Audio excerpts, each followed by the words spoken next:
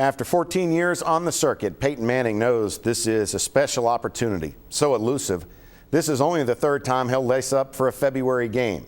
And now we get to hear from him. Our sister station in Denver, KUSA, had a chance to talk with Peyton before the trip east. And 10 Sports' Patrick Murray takes a look back at the 2014 season.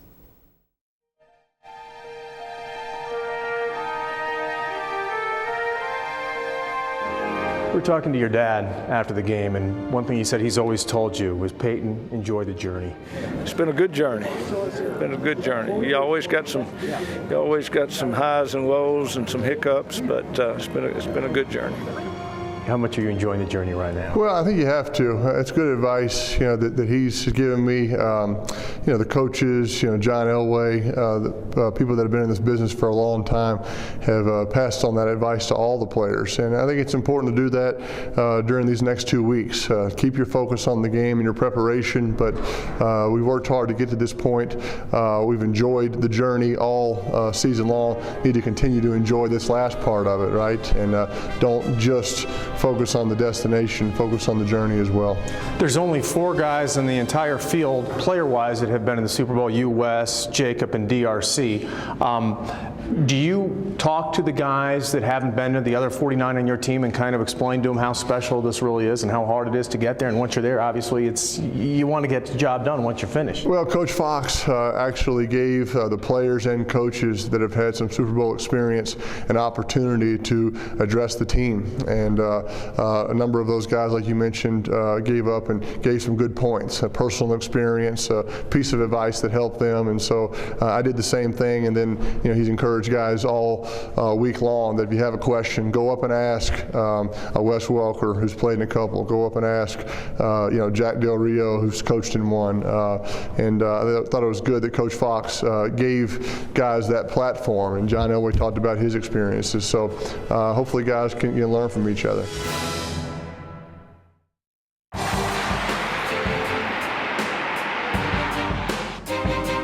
He's got Thomas again, who's open, and Thomas is into the end zone for another Denver touchdown. Peyton Manning's record-breaking season started with a record-tying night. Tied the NFL single-game record with 7 touchdowns. Peyton threw 20 touchdowns to start the season without throwing a single interception. Then in Week 16, he reclaimed his old record from Tom Brady. 6-man pressure. Peyton throws home run. He's got Julius Thomas there. Thomas with a touchdown, and there's the record. Peyton Manning's 51st touchdown. A week later, Manning wrote his name in the record books one more time, topping Drew Brees' single-season passing yards mark by 1 yard. Peyton and the Denver offense broke or tied more than 10 NFL records in the regular season. Manning finished with 55 touchdown passes. Thomas is there, and Denver's got a touchdown. To put that in perspective, no other team scored more than 54 offensive touchdowns. But Peyton, of course, wasn't done. His goals reached beyond the regular season. Manning outgunned rival Brady, throwing for 400 yards and 2 scores to claim the AFC title for Denver. Now Peyton has a chance to become the first quarterback in NFL history to lead 2 different franchises to a Super Bowl victory. By the way, I also want to give a shout out to the 4 other volunteers that'll be taking part in the Super Bowl. 5th-year defensive end Robert Ayers will be lining up for the Super Bowl. So will Britton Colquitt of the Colquitt punting family, beating his brother Dustin to the big game.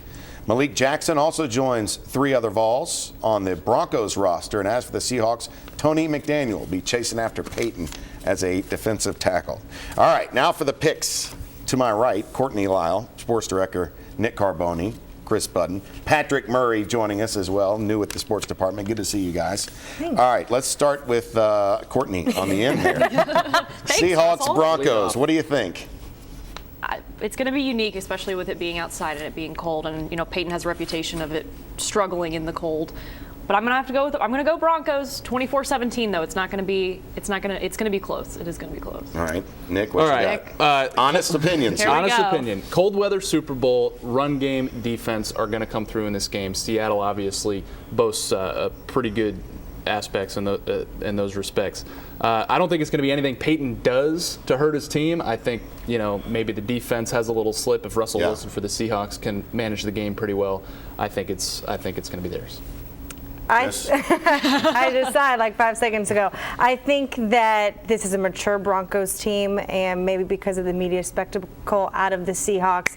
I interviewed the Broncos last week, and they all seem like they had like laser goggles on, that nothing could get to them.